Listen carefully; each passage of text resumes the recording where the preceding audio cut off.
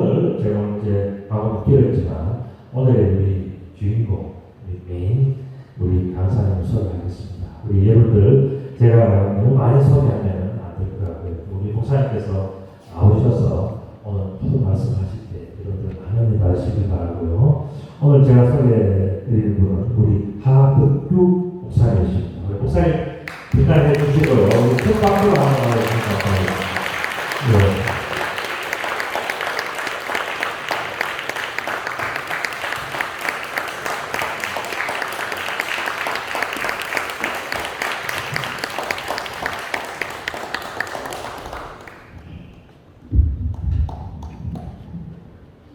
이 시간 이후에는 목사님이 다 진행해 주시겠습니다. 다시 한번 박수 한번 해주세요.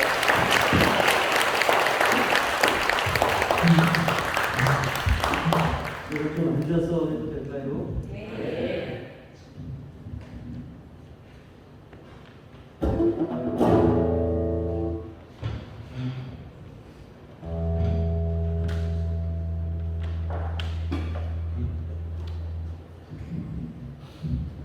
반갑습니다. 하덕규입니다.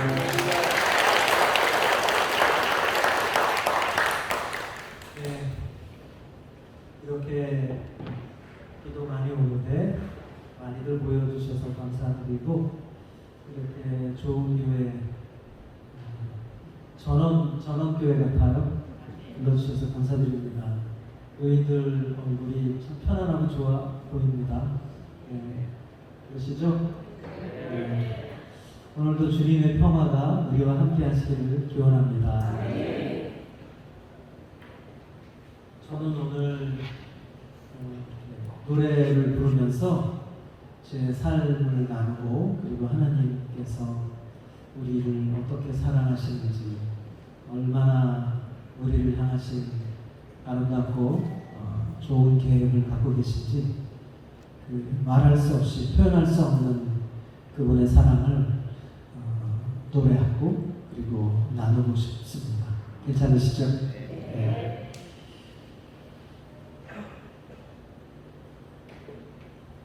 제가 나이가 있는 음악가라 지금은 이제 목사가 되었지만 예전에는 80년대 활동을 했었습니다. 시인과 촌장이라고 혹시 기억하세요? 네. 시인과 촌장이라는 그룹을 했었어요. 80년대 초반에 데뷔해서 기타를 아주 잘 치는 함춘호라는 기타리스트 있죠.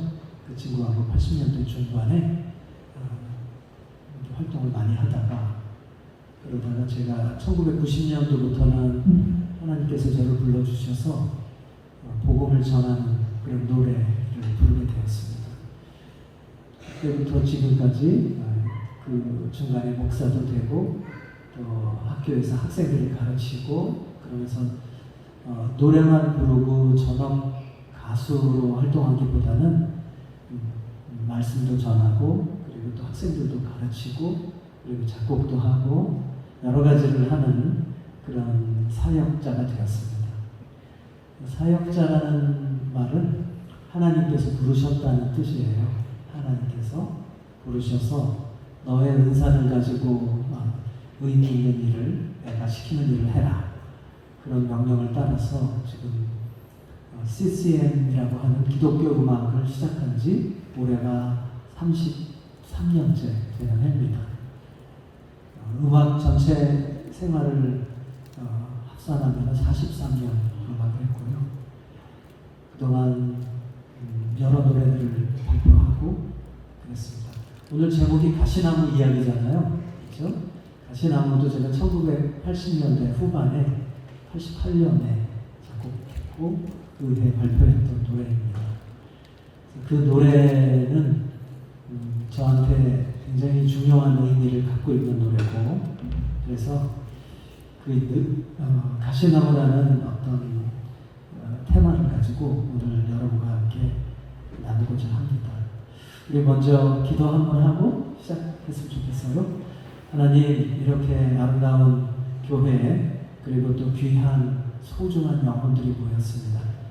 아버지의 나라를 사모하고 그리고 또 아버지의 나라에 대한 질문을 가지고 힘들고 재난 많고 사랑이 없고 참 메마른 이 광야와 같은 세상 속에서 끊임없이 순례의 길을 걷고 있는 우리들에게 오늘도 아버지의 그 귀하신 뜻을 알려주시고 그 사랑을 함께 공유하고 그리고 품고 나누고 은혜 받고 돌아가게 함께하여 주옵소서. 부족한 저를 주님의 장중에 품어주시고 당신의 십자가 뒤로 온전히 감추어 주시기를 원합니다. 예수님의 이름으로 기도합니다.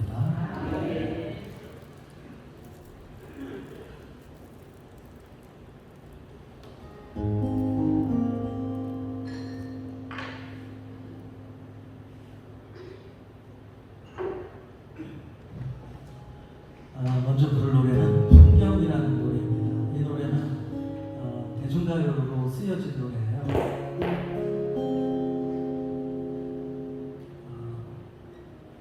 제가 청년 시절에 막 떠돌던 시절에 쓴 곡입니다. 인생의 제자리가 어디인지 질문하던 거예요. 우리 사람이 진짜 쉴 곳은 있는가? 그리고 집 없이 또 제자리를 끊임없이 찾아가고 있는 내가 과연 한 사람으로 행복할 수 있는 곳이 있는가? 그런 질문이 가득했던 때인 것 같아요. 그때 쓴 노래입니다.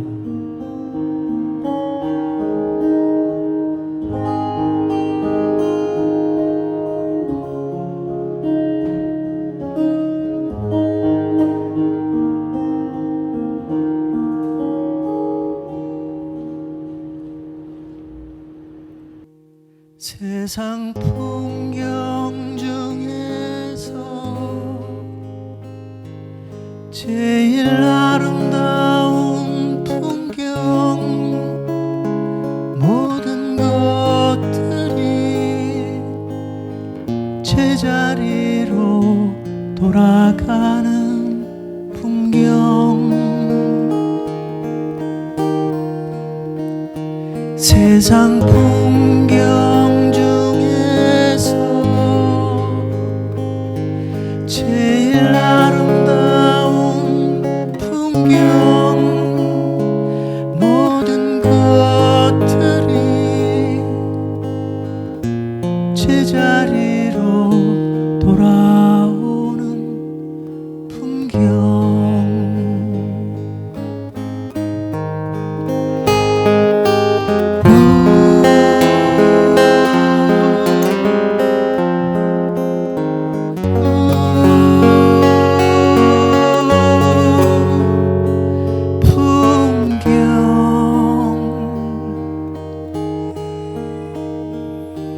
세상 풍경 중에서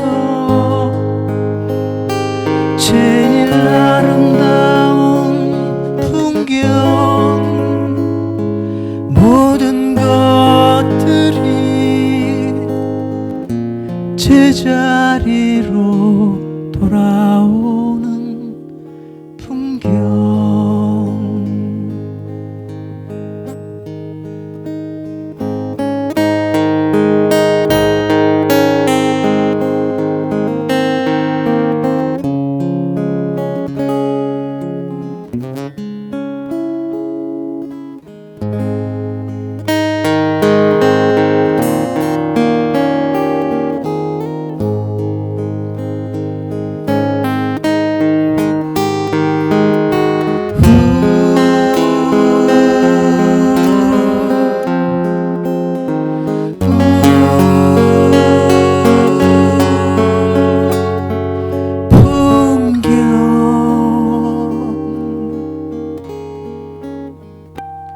세상 풍경 중에서 제일 아름다운 풍경 모든 것들이 제자리로 돌아가는 풍경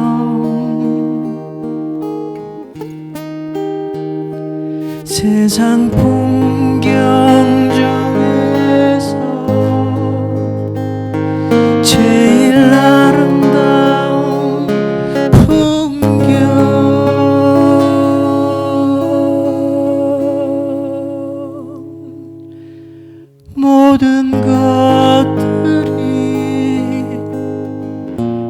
제자리로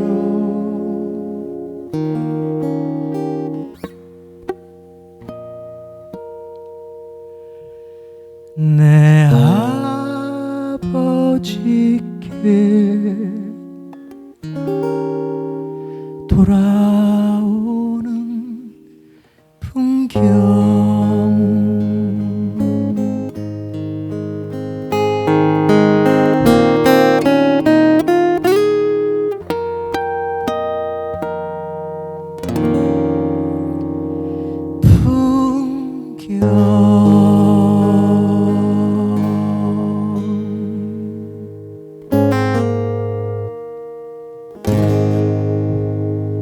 아멘. 할렐루야. 감사합니다. 비 오는 날 들을만 하세요? 옛날 생각나시죠? 굉장히 관객이 아주 너무 좋습니다. 클래식 공연에 온 것 같아요. 우리 박수 한 번 더 쳐볼까요? 하나님께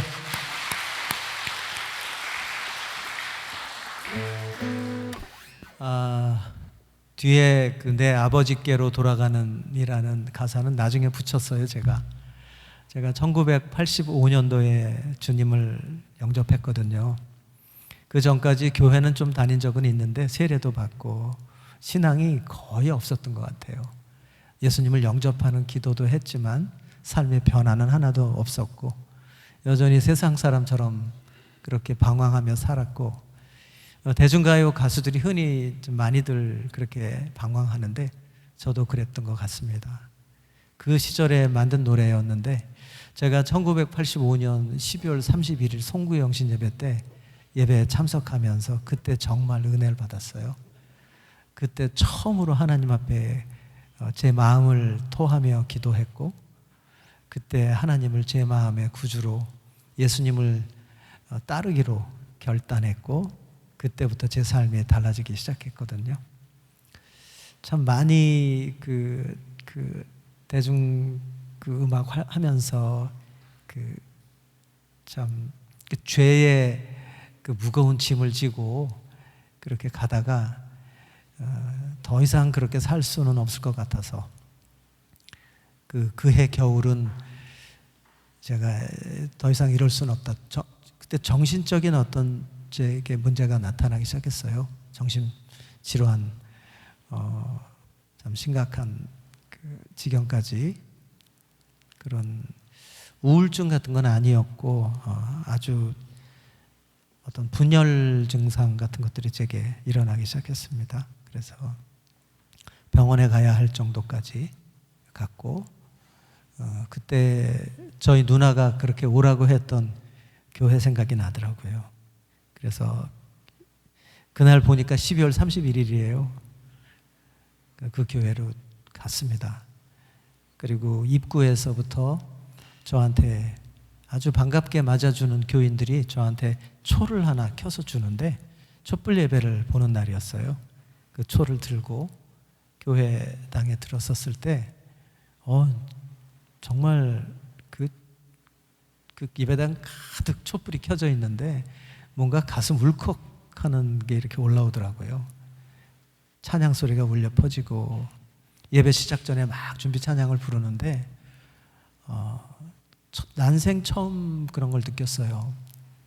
그래서 구석에 앉았는데 그때부터 눈물이 흐르기 시작하고 마치 집에 온 것 같은 처음으로 난생 처음 잃어버린 집을 찾은 것 같은 그런 마음으로 설교 들으면서 내내 울고 예배 시간 내내 그렇게 울었어요. 너무 창피해서 머리를 이렇게 장의자에 쳐박고 울었는데 눈물 콧물이 범벅이 돼서 얼굴을 들 수가 없었습니다.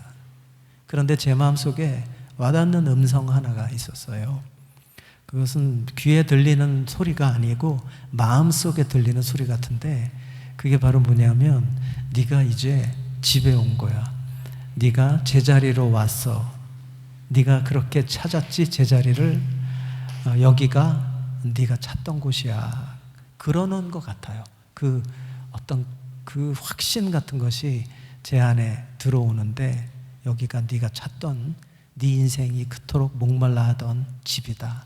이런 음성 같았어요. 그래서 그날 저는 처음으로 제 삶을 마치 표류하던 제 삶의 닻을 내리듯이 그때 주님의 품에 제 삶을 내려놓았어요. 그리고 나를 책임져 달라고, 내 인생을 고쳐달라고. 나는 지금 너무 어려운 중에 있으니 나를 좀 사람답게 살게 해달라고 그렇게 기도했던 기억이 납니다. 그렇게 몇 시간을 울며 하나님 앞에 저의 삶을 토하고 또 토하고 회개하고 그리고 맡겨드리고 몇 시간 후에 다 사람들이 돌아간 이후에 예배당 문을 나서는데 너무나 세상이 아름다운 거예요. 처음 느꼈어요. 어떻게 그렇게 춥던 날이 벌벌벌벌 떨면서 정말 이를 막 마주칠 정도로 뼛속까지 내 마음이 그렇게 추웠던 날이었는데 예배당 그 몇 시간 이후에 예배당을 나서던 저는 너무 다른 거예요. 너무 세상이 다른 거예요. 내가 달라진 줄 모르고 정말 하늘이 그렇게 추운 하늘이 별들이 그렇게 아름답고 제 마음은 그렇게 평안하고 난생 처음으로 집에 돌아가서 정말 푹 잤어요. 그리고 그날 이후부터 알 수 없는 기쁨이 제 안에 자리 잡기 시작했고 저는 그때부터 교회 생활을 열심히 했습니다. 그때 이 노래가 그때 이 질문이 이 세상에 제자리는 있는가, 인간이 쉴 곳이 있는가라는 저의 이 근원적 질문이 그날 답을 얻은 거죠.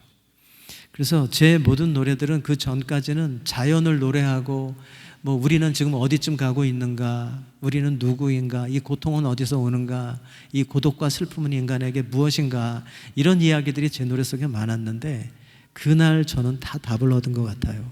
그래서 그날 이후부터 저는 답을 노래하는 사람이 된 거죠. 할렐루야. 우리 박수 한번 칠까요?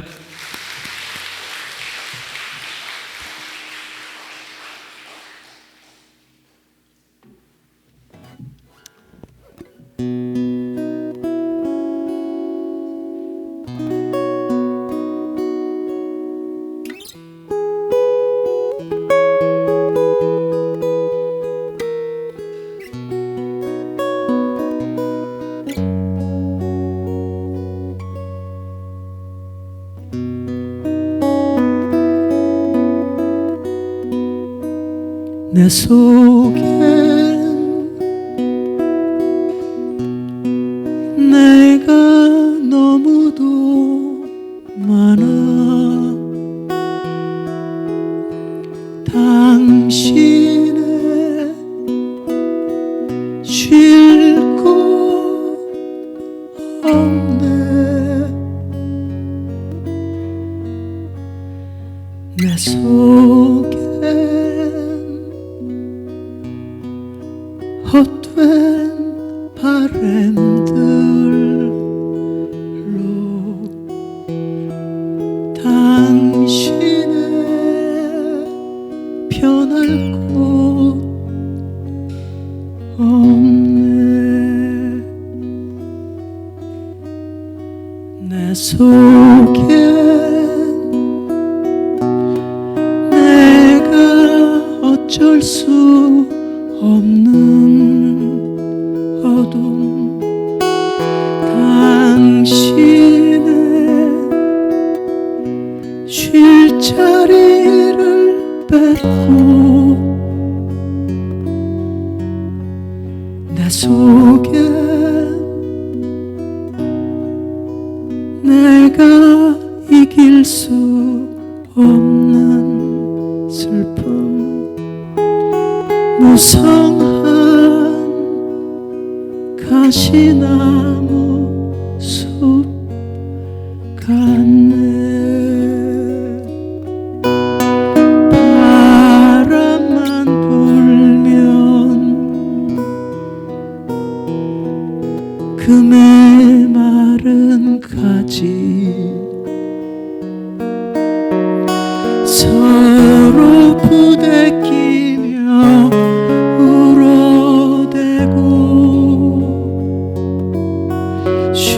곳을 찾아 지쳐 날아온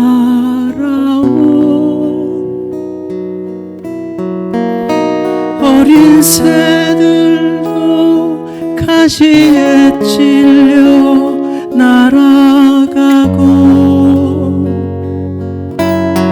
바람만 불면 외롭고 또 괴로워 슬픈 노래를 부르던 날이 많았는데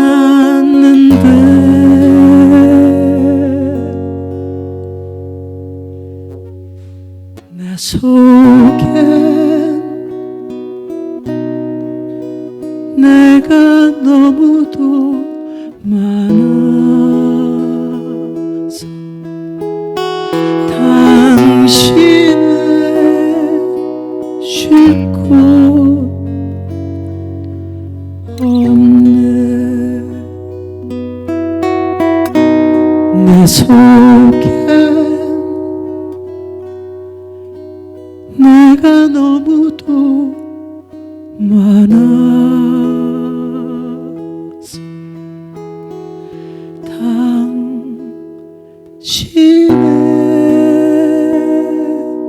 쉴 곳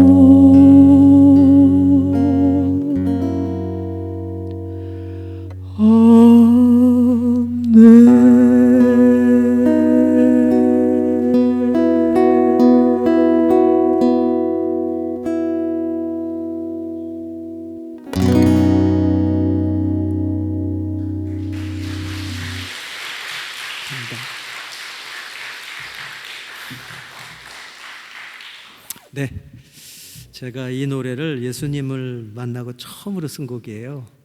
저의 첫 번째 크리스천 음악이라 할 수 있을까요? 내 속에 내가 너무도 많아. 우리의 자아가 우리 안에 가득해서 정말 사랑할 수 없다는 저의 고백이고요. 88년도에 제가 벼락같이 하나님이 주셔가지고 한 20-30분 만에 쓴 곡이에요. 예수님을 믿으면 이거 막 착해져야 되는데 착해진다는 뜻은 착한 행동을 하는 것이겠죠. 그런데 제 속은 겉은 그렇게 살아가고 있는 것처럼 신앙인으로 보였지만 예수님을 믿고 그 한 2-3년 동안 신앙생활 열심히 하고 새벽기도 거의 안 빠지고 다니고 그렇게 했는데도 가면 갈수록 내 안에 그 죄가 더 많이 보여요. 그리고 신앙생활을 열심히 하지만 내 안에 작은 죄성도 너무나 많이 보이고 괴롭더라고요. 예전에는 몰랐는데 예전에는 예수 안 믿을 때 모르고 제가 굉장히 좀 근사한 사람인 줄 알았고 또 그런 좀 착한 노래를 부르고 다니다 보니까 또 사람들이 제 노래가 맑고 노랫말이 좋다, 시와 같다 뭐 이런 얘기를 듣다 보니까 제가 그런 사람인 줄 알았는데 사실은 더 가증하고 더 사랑 없는 사람이더라고요. 더 이중적인 사람이라는 사실을 제가 알았고 교회는 다니면 다닐수록 그런 죄성으로 더 괴로워하는 저 자신이 자꾸 발견되는 거였어요. 그때 제가 쓴 곡입니다. 그리고 그동안 살아왔던 저의 삶을 회개하고 또 얼마나 많은 사람들을 아프게 하고 얼마나 많은 사람들을 친구들을 잃어버리고 얼마나 많은 사람들에게 정말 그렇게 사랑 없는 행동으로 아프게 했는지 그런 것들이 주마등같이 스쳐 지나가면서 제가 곡을 하나 쓰게 된 거죠. 그때 만든 노래가 바로 가시나무라는 곡입니다. 이 노래 들으시면서 좀 혹시 찔리시나요? 저는 아직도 찔립니다. 아직도 이 노래를 진지하게 부를 때마다 제가 아프게 했던 사람들 떠오르고 또 이런 이기심과 나의 소원과 나의 욕심과 야망과 나의 계획으로 가득한 내 안에 주님이 계실 곳이 없지 않는 것은 아닌가, 그렇게 성찰하게 됩니다.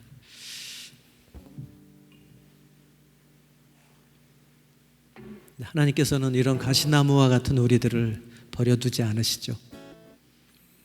가시나무를 변화시키시는 분이 하나님이신 줄 믿습니다. 예수님은 우리를 사랑하시는데 있는 그대로 사랑하세요. 네가 이걸 해야 내가 널 사랑할 거야가 아니고요. 우리는 어떤 죄를 짓거나 또 우리가 어떤 하나님을 실망시켜드리는 행동을 할 때가 있잖아요. 살다 보면 의도하던 의도하지 않던 우리는 죄에 늘 더럽혀지기 마련이고, 좀 전에 노래했듯이 제 안에는 죄성이 가득하고 주님 나라 가는 그날까지 우리는 그분 안에서 빚어져 가고 있는 인생이기 때문에 여전히 우리는 죄 때문에 괴로워할 때 많습니다. 그렇지만 그럼에도 불구하고 하나님은 우리를 있는 그대로 사랑하세요. 너 그거 버리고 나한테 오면 널 사랑할 게가 아니에요. 우리를 있는 그대로 사랑하세요. 땜을 묻어도, 똥을 묻혀도, 똥을 묻히고 집에 들어와도 그 아이는 내 자식이잖아요. 똑같아요. 하나님은 우리를 그대로 사랑하세요. 그런데 우리를 그대로 놔두지 않으세요. 우리를 변화시키세요. 하나님은 분명히 우리 삶에 목표가 있으세요. 나 한 사람을 구원하시고 나를 그 나라 가기까지 인도하시며 데리고 가시는 목적지가 있어요. 내 삶에서 이루시고자 하는 것이 있는 거죠. 우리 모두는 다 가시나무예요. 한 사람도 예외 없이 가시나무예요. 아담과 하와가 최초의 인간이 죄를 짓고 그때부터 죄가 세상에 발생하고 들어오죠.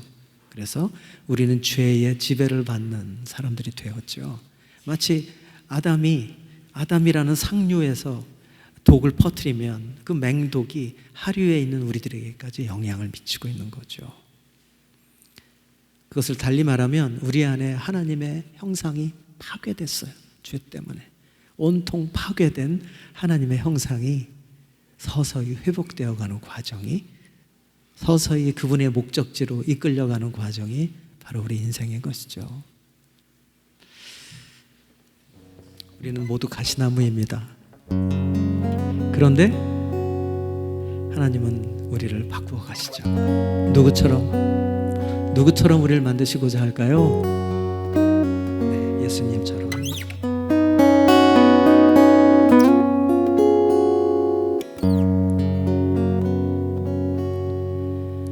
내 진정 사모하는 친구가 되시는 구주 예수님은 아름다워라.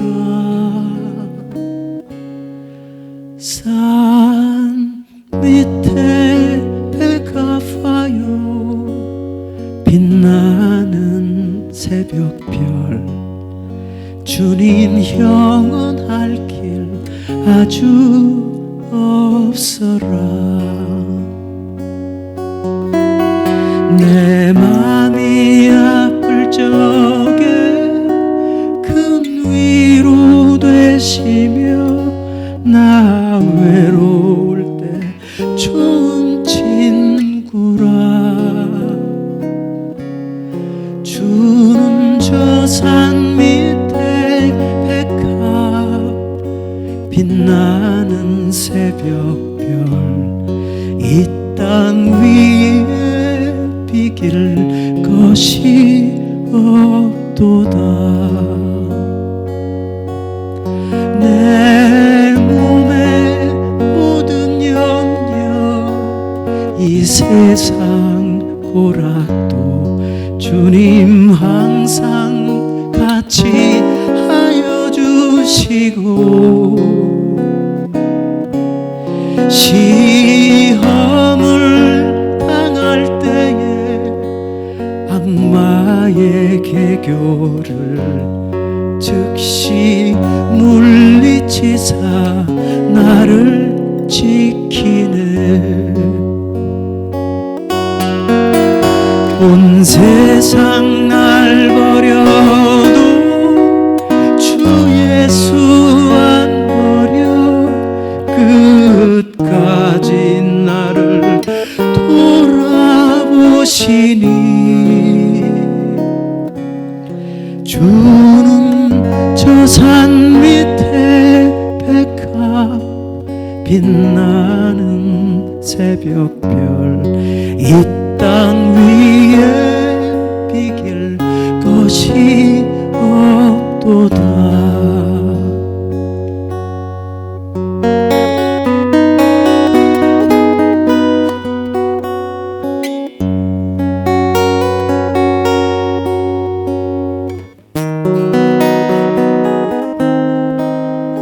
같이 할까요? 내 마음을 다하여서 주님을 따르면, 내 마음을 다하여서 주님을 따르면 길이 나를 사랑하리니. 물불이 두렵지 않고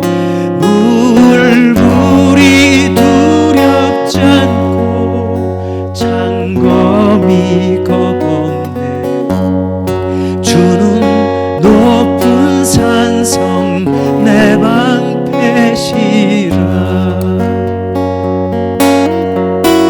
내 영혼 먹이시는 그 은혜 누리고 나 친히 주를 뵙기 원하네. 주는 저 산 밑에 백합 빛나는 새벽별 이 땅 위에 비길 것이 없도다. 주는 저 산 밑에 백합 빛나는 새벽별 이 땅 위에 비길 것이 없도다. 이 땅 위에 비길 것이 없도다. 이 땅 위에 비길 것이 없도다. 할렐루야. 영광의 박수 올려드립시다. 할렐루야.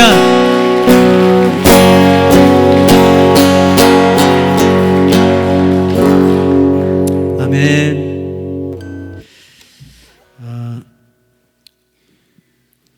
우리가 신앙생활 하다가 가끔씩 하나님께서 아주 특별한 경험 하실 때가 있는 것 같아요. 저도 그런 경험을 한번 한 적 있어요. 하나님 앞에 갔다 온 경험이요. 직접 제가 뭐 천국을 보고 왔다는 뜻이 아니고 하나님 앞에 서게 되는 것 같은 경험을 한 적이 있어요.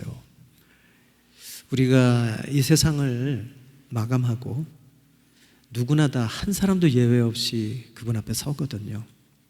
믿는 사람이건 믿지 않는 사람이건 다 서요. 하나님 앞에.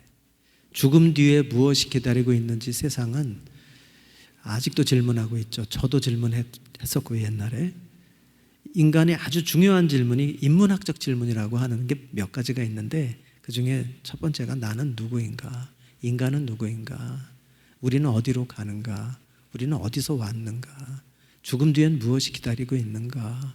이런 아주 근원적 질문인데 사실 문학과 종교와 철학은 전부 이걸 묻고 있어요. 그런데 유일하게 기독교만 답을 갖고 있는 거죠. 죽음 뒤에는 심판이 있다고 말해요. 하나님을 만나는 거죠. 근데 하나님을 대면하면 하나님이 어떤 잣대를 갖고 내 인생을 평가하실까를 제가 한번 경험한 적이 있어요. 그게 분명한 것 같아요. 성경이 그걸 말하고 있어요, 사실은. 제가 이전에 12년 전에 암에 걸려서 제가 암 판정을 받고 한 뭐 2기에서 3기 정도 되는 암이라고 하는 판정을 받았어요. 의사로부터. 위 내시경을 했는데 그게 나온 거죠.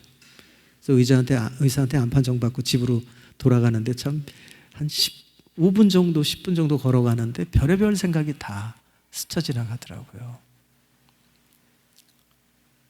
근데 집에 가서 제 아내가 초조하게 기다리고 있다가 내가 암이래 그랬더니 막 펑펑 우는 거예요. 제 아내는 눈물이 없는 여자예요. 드라마를 봐도 나 혼자 울어요. 제 아내는 안 울어요. 하나님 앞에서만 울어요. 이 여자는. 그런데 그날은 막 펑펑 우는 거예요. 그리고 안방에 들어가서 그냥 안 나와요. 우느라고. 그래서 제가 꽉 안아줬어요. 저도 무척 겁났죠. 죽을까 봐. 좀 몸이 약하기 때문에 항암 같은 걸 견딜 수가 없겠더라고요. 미리 막 그런 두려움이 밀려오는데 그 아내를 안고 제가 그랬어요. 이거는 죽을 병이 아니고 지나간다. 몇 년 우리가 투병하면 돼. 괜찮아. 요즘 암 안 죽어. 또 제가 말기가 아니었기 때문에 그렇게 제가 죽음에 대한 공포는 있었지만 아내에게는 그렇게 말한 거죠. 그리고 아이들에게도 별거 아니야 아빠 괜찮아 요즘은 암은 안 죽어 뭐 이러면서 밝게 제가 말했어요. 그랬더니 우리 아이들이 진짜인 줄 알더라고요. 그게. 그리고 아내도 좀 진정을 시키고 제가 제 방 안으로 들어갔습니다. 방에 들어가서 이렇게 불도 켤 생각도 못하고 그냥 어두컴컴해지는데 털썩 주저앉았죠.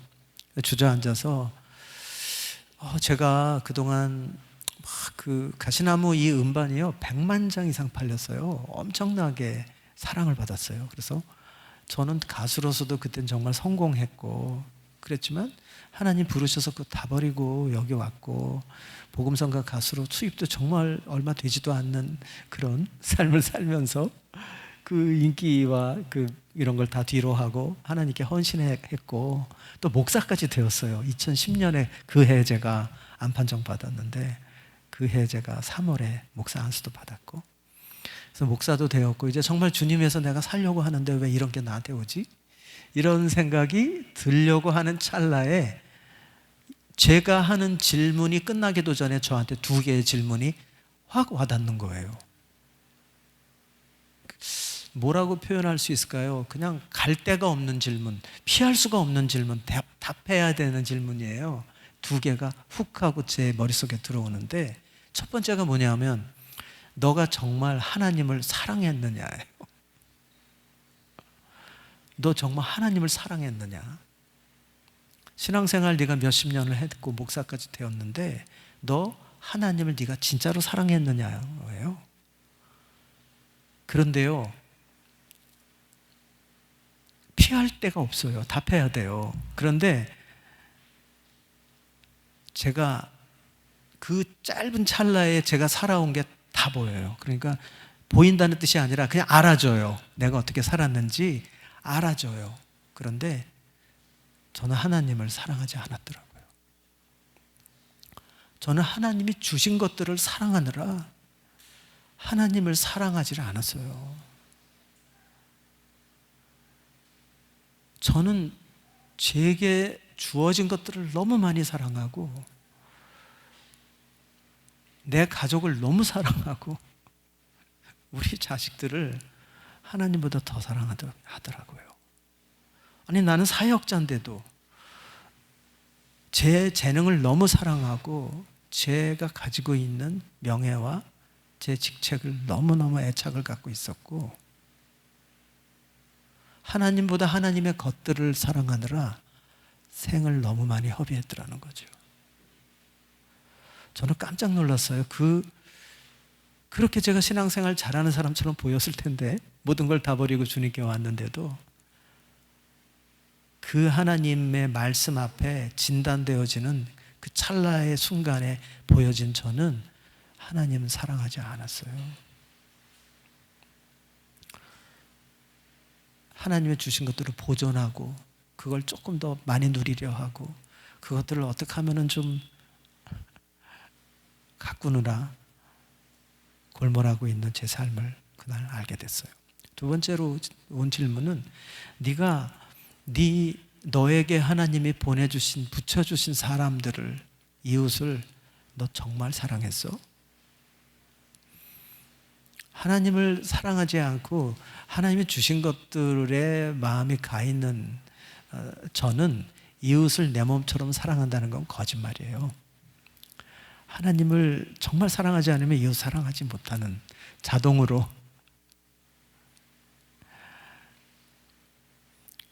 그동안 제가 해왔던 사랑의 전모가 드러나는 순간이었던 것 같아요. 내가 했던 사랑의 질이 어떤 건지, 그 사랑의 정도와 깊이가 무엇인지 그날 저는 봤다고나 할까요? 그러면서 들어오는 첫 번째의 그 질문에 답하지 못하면서 들어오는 저의 생각이 이대로 하나님 앞에 가면 큰일 나겠구나. 내가 널 모르겠다 하실 것 같아요. 정말로. 정말로 내가 널 모르겠다. 성경에 나오잖아요. 복음서에 나더러 주여 주여 하는 자마다 다 천국에 갈 것이 아니라고. 내 아버지의 뜻대로 행하는 자라야 천국에 간다고 예수님 분명히 말씀하시거든요. 주여 내가 주님 앞에서 선지자 노릇하고 내가 병도 고치고 제가 많은 일을 하지 않았습니까? 그럼 내가 널 모르겠다. 불법을 행하는 자야 나를 떠나라. 그때 저는 하나님의 뜻과 나를 향하신 하나님의 계획이 무엇인지 조금씩 눈을 뜨기 시작한 것 같아요. 그게 제 신앙의 진정한 패러다임의 전환이었던 것 같습니다. 그렇지만 제 마음은 회개하고 병원에서 입원해서 그 힘든 수술의 과정을 마치고 투병하는 동안에 너무 기뻤어요. 하나님의 뜻을 알았기 때문에 하나님이 우리에게 요구하시는 사랑의 본질이 무엇인지를 본 것 같았어요. 그렇지만 투병 기간이라는 게 너무 힘들더라고요. 그래서 제가 한 몇 달 집에서 아무것도 못하고 이렇게 암투병을 하는데 이런 질문을 하나님께 드린 적이 있습니다. 그렇다면 하나님, 이 고난을 통해서 저에게 하시는 일이 뭔지, 저를 어떻게 하시려는지, 제가 그 하나님의 뜻은 알았지만 제가 어떻게 해야 하는지, 하나님 나에게 이 고난이라는 기간을, 힘든 기간을 통해서 나에게 뭘 하시는 건지 저는 주님의 음성을 듣고 싶습니다. 이렇게 기도했어요. 아주 진지하게 몇 번을 기도했는데 어느 날 하나님이 저에게 로마서 말씀을 통해서 응답하셨어요. 로마서 8장 28절 29절이에요. 하나님을 사랑하는 자 곧 그의 뜻대로 부르심을 입은 자들에게는 모든 것이 합력하여 선을 이룬다. 29절이 본론이에요. 저한테 주시는 진짜 본론. 이렇게 시작돼요. 하나님께서 미리 아신 자들을, 하나님께서 미리 아신 자들, 미리 하셨다는 게 무슨 뜻일까요? 그분이 만세 전부터 우리를 아신 거예요. 창세 전부터 나를 아셨어요. 하나님이. 하나님은 우리와 같은 시간을 사시는 분이 아니에요. 우리 타이밍 안에 있지 않아요. 하나님은 시간 밖에 계세요. 그래서 하나님께는 요한계시록이 이미 완성된 거예요. 이해하세요? 시간이 가는 게 아니라 하나님께는, 하나님은 이미 완성된 세계를 바라보시고 그 이미 완성하신 세계 속을 우리는 살고 있는 거죠.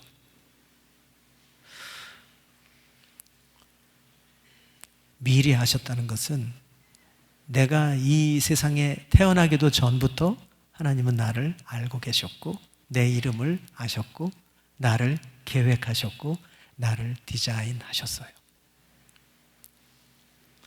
제가 우리 학생들에게 자주 해주는 말이 있는데, 제가 가르치는 수업 중에 음악 사역자의 영성이라는 수업이 있는데 첫 시간에 제가 그 말을 해줍니다. 우리는 대리석 덩어리와 같아. 위대한 조각가의 작업실에 있는 커다란 거칠고 커다란 돌덩어리.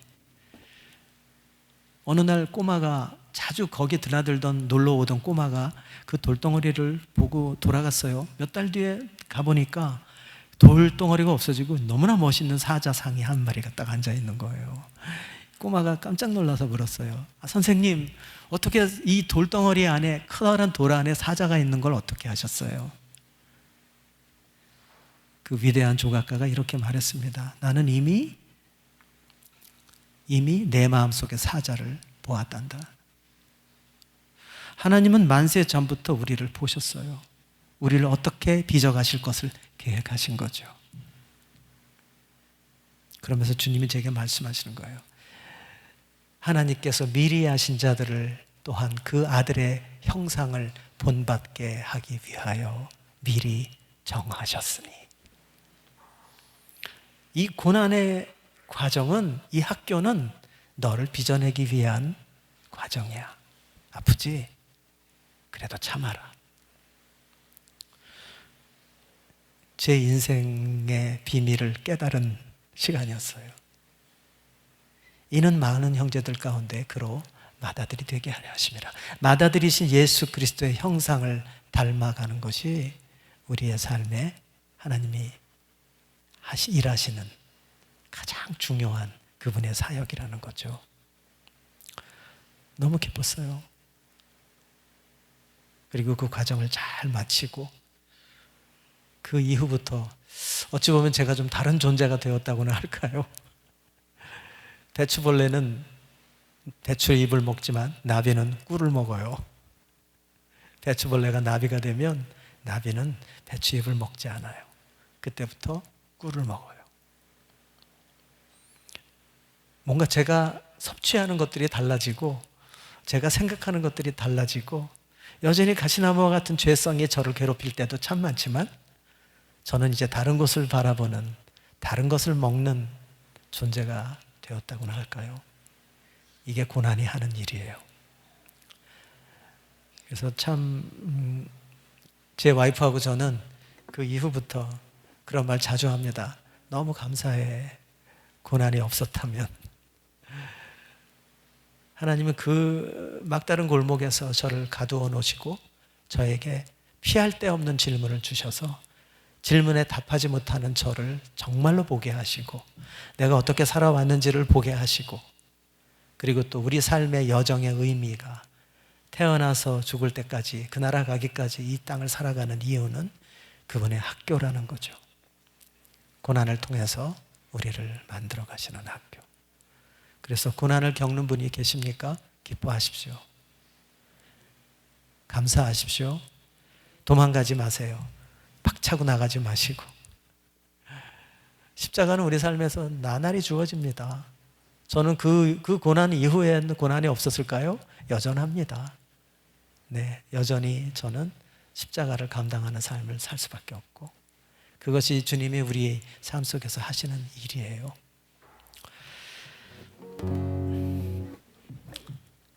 콘서트 한다고 그러고 말을 너무 많이 하면 안 되겠죠.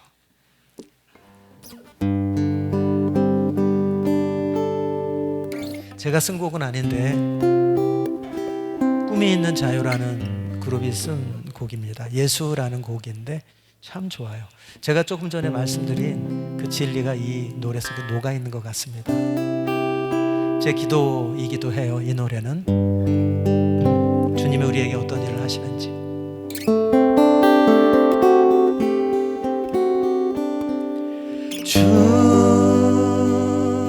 주님 날 위해 지신 십자가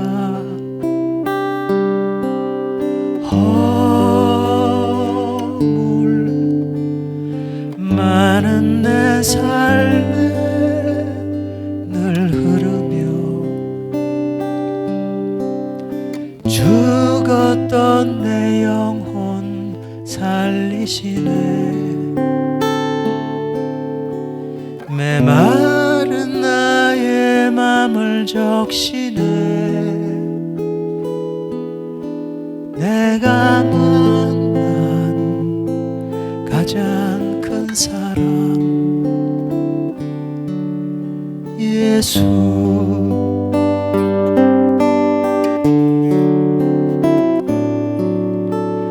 내가 예수 그리스도와 함께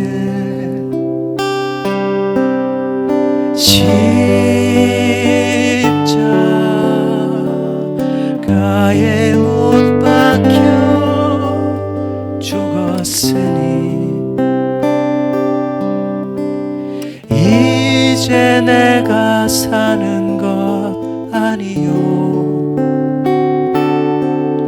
오직 내 안에 그분이 사는 것 내가 만난 가장 큰 용서 예수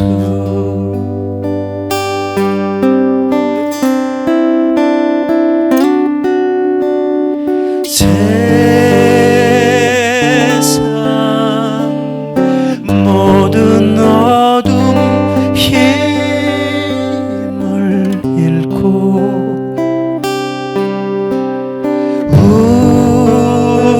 우리 가진 모든 미움 녹아지리라 어떻게 그분 닮을 수 있을까 어떻게 그 길 걸을 수 있나 내가 만난 가장 큰 이름 내가 만난 가장 큰 용서 내가 만난 가장 큰 이름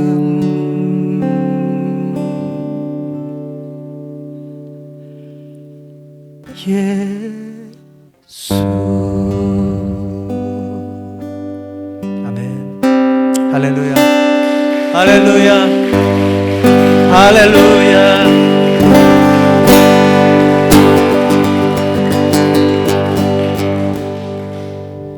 할렐루야 감사합니다. 졸립지 않으셨어요? 제가 너무 차분하고요. 제가 밝은 노래들도 있는데 오늘은 교회에서는 좀 제가 이렇게 차분한 노래들만 많이 부릅니다. 여전히 저는 곡도 쓰고 노래 부르고 요즘도 작곡하고 있고요. 제가 그 백석대학에서 22년 동안 가르쳤는데 그동안 음반을 내질 못했어요. 한 장밖에. 이제는 좀 더 나이 들기 전에 음반도 내고 활동도 하려고 합니다. 제 음반 많이 사주세요.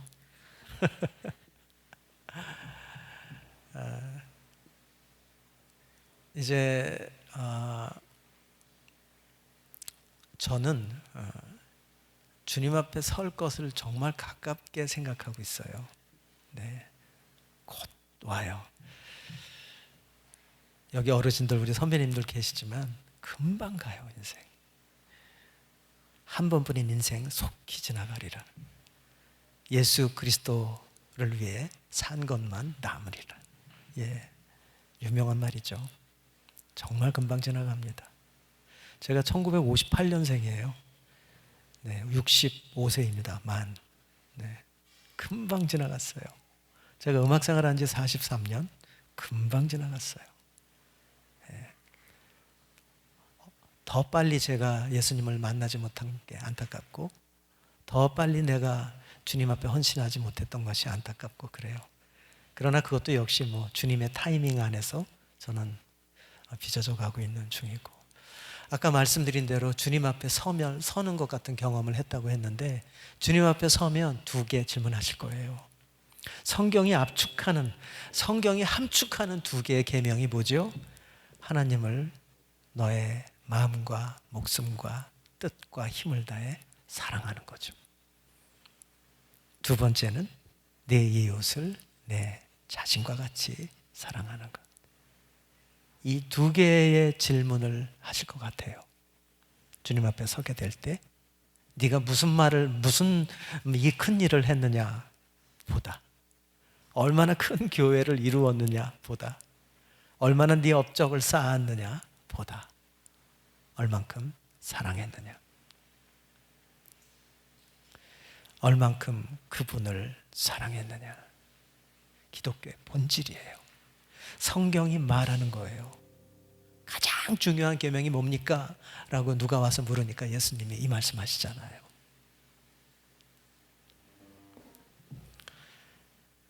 그 질문을 하실 것을 저는 지금부터 생각합니다. 그리고 날마다 그 질문 앞에 나를 세우는 거죠. 말씀 앞에, 그 질문 앞에 나를 세우고 나 스스로에게 질문하는 것입니다.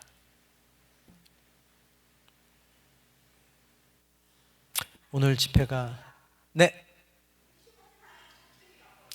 네, 압니다. 저도 압니다. 여기 어르신들이 많아서 그 말씀을 제가 드리면서 좀 속으로 좀 약간 이거 어르신들이 많은데 65세도 내가 어린데 했는데 역시 화통하세요. 박수 한번 쳐드리죠, 우리.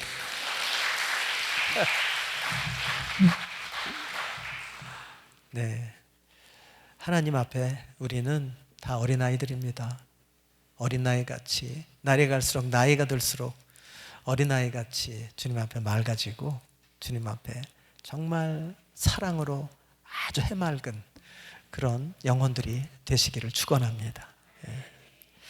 자, 마지막 찬양 부르고 마치도록 할게요. 이번에는 우리 같이 부르고 싶어요. 띄워주실 수 있나요? 찬송가 몇 장이죠?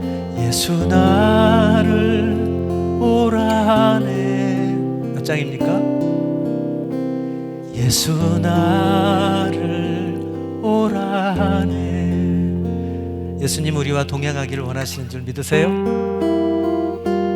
우리의 시선과 우리의 관심을, 우리의 갈망을 그분께 드립시다. 그것이 예배입니다. 예수 나를 오라네. 예수 나를 오라네. 어디든지 주를 따라 주와 함께 같이 가려네. 주의 인도하심, 주의 인도하심 따라, 주의 인도하심 따라 어디든지 주를 따라 주와 함께 같이 가려네. 아멘. 겟세마네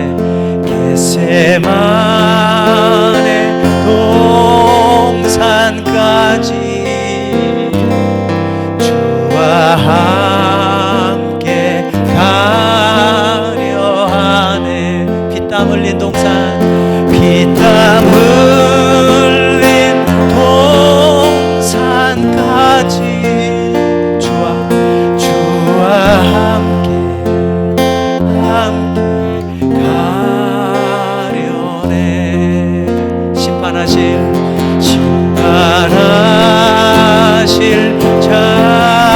자리까지 주와 함께 가려 하네. 심판하실 자리까지 주와 함께 가려네. 큰 목소리로 찬양합시다. 주의 인도하심, 주의 인도하심 따라, 주의 인도하심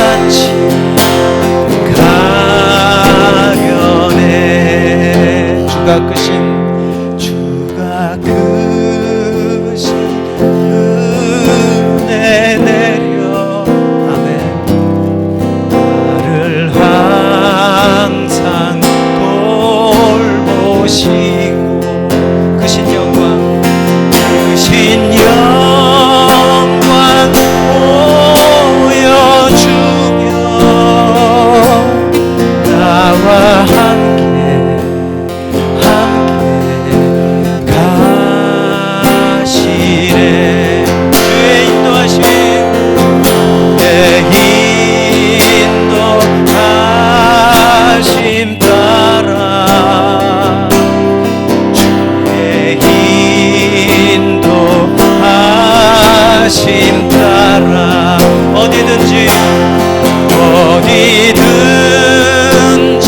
주를 따라 주와 같이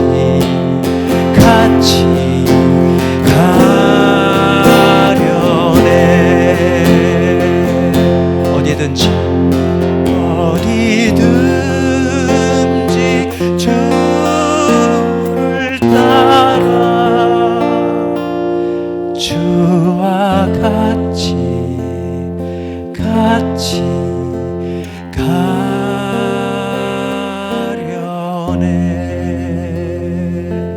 할렐루야. 하나님께 영광의 박수 한번 올려드립시다. 할렐루야.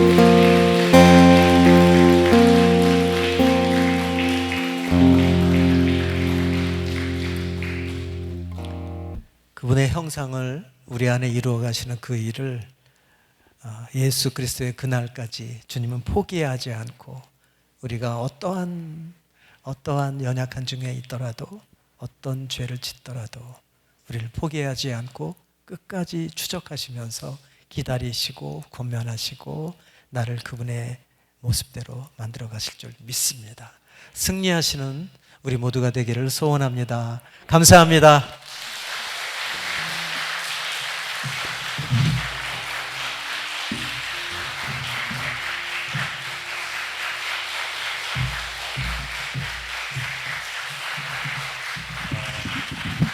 예, 오늘 우리 하덕규 목사님의 그런 말씀을 들으니까 우리가 다 시인이 된 것 같지 않습니까? 우리도 너무 감사드리고요. 우리 목사님 사역 잘 하시라고 우리 다시 한번 우리 박수 한번 우리 함께 나누겠습니다. 감사합니다. 예.